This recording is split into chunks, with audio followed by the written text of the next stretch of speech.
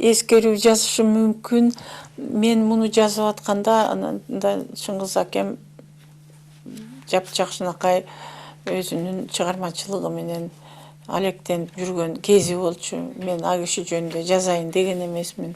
Мен ушу көз өтүп кеткен ата энем, эжелерим, агаларым жөнүндө жазгам да муну.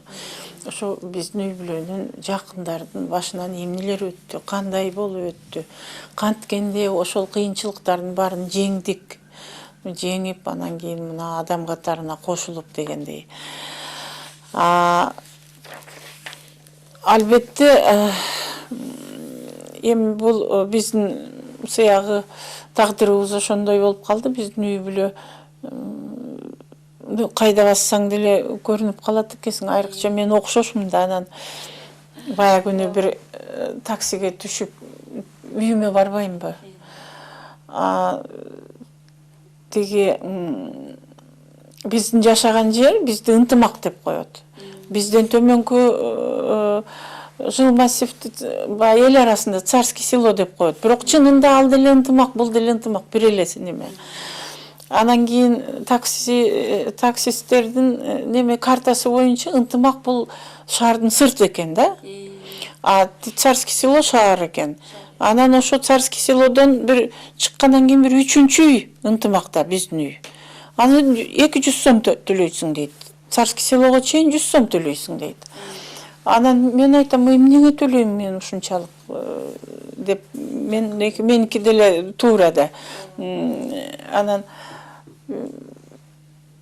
мен мынтип атпайм, мен эми өзүм ичимен ойлоп атам. Мен катардагы пенсионермин. Менин эч кандай деле ашып ташып кеткен эч нерсем жок.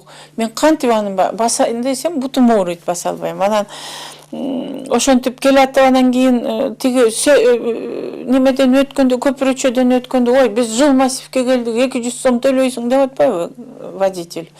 Төлөбөйм 200 сом, мына 100 сом дегенбиз. Анан 20 сом кошуп берейин, мына 3-үчү үйгө жеткениң үчүн.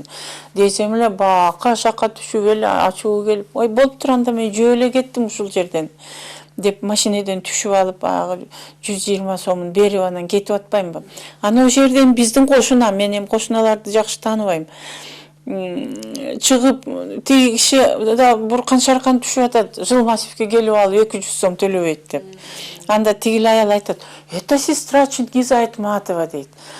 Аракет болгон турбайбы эми?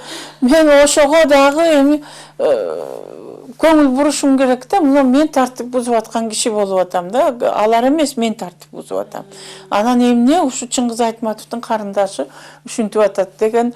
Ошо бассаң, турсаң, ошонун баары көңүлдө, ар ким ошону карайт, ар ким ошого баа берет. Анан ошон үчүн мен ойлойм, көп кишилер эскерүүлөрүн жазат болуш керек.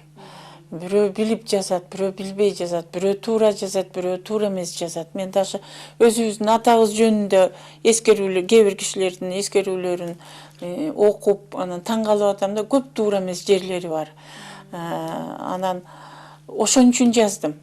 Бирөөлөр ушу таптакыр туура эмес информацияны илгери бир журналдар болчу эле Совет доорунда. Ошолорго жазып, анан кийин аны көрүп эгер мындай кое берсек, анда элдин баары ар кайсысын жаза берет турбайбы? Мен билгенимди, так билгенимди жазып коеюнчу деген ой менен дагы баштагам да бул китепти. Ошон үчүн албетте эми Чыңгыз Төрөкуловдун көзү өтүп кетти. Албетте дагы жазабыз дегендер болот. Ар ким ар кандай баалайт дейм болгон ишти. Алар бир нерсени билет, мен башка нерсени билем. Мүмкүн эгер ден соолугум болсо, эгер ошого көңүлүм чапса, мүмкүн билгендеримди жазармын. Бирок азыр андай план жок. Мунун орусчасын бүтүрө албай бара болуп атам.